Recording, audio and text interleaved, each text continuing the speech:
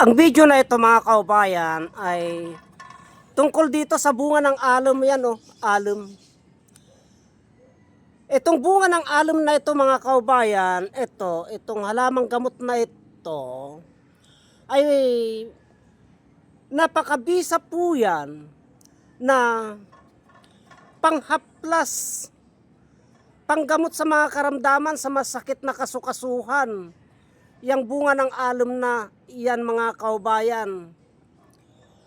Ang proseso po ng paggamit ng bunga ng alum na yan para sa mga masakit na kasukasuhan, yan po, yung bunga ng alum na yan ay ibinababad po namin sa langis yan, katulad po nito. Ito, ibinababad po namin sa langis yan. Pagkatapos po ay hinahaplas po namin, pinanghilot po namin sa mga katawan na masasakit, pangmasahe po.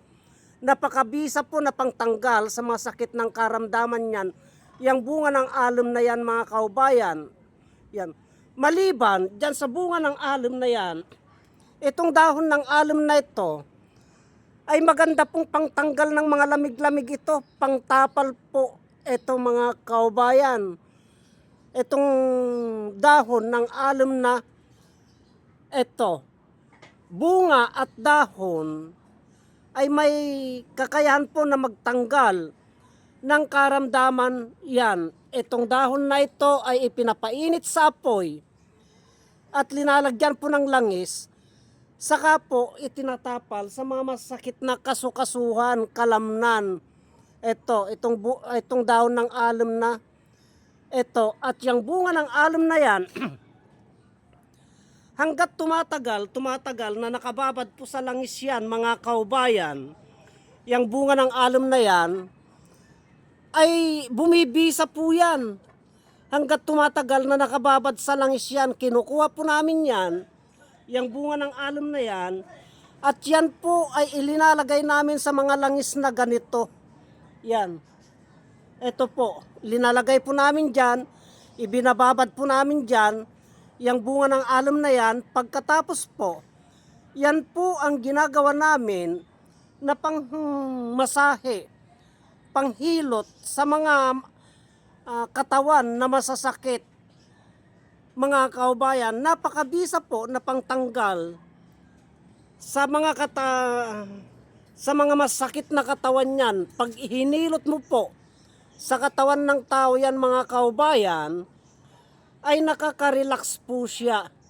Yan po. Kung tawagin po namin yan ay alum. Kaya yung mga bunga niya po dito mga kaubayan, pag nagbunga po yan, ay lagi ko pong kinukuha yan at ibinababad ko po sa langis. Katulad po nun mga kaubayan, kinunan ko lamang po kahapon yan.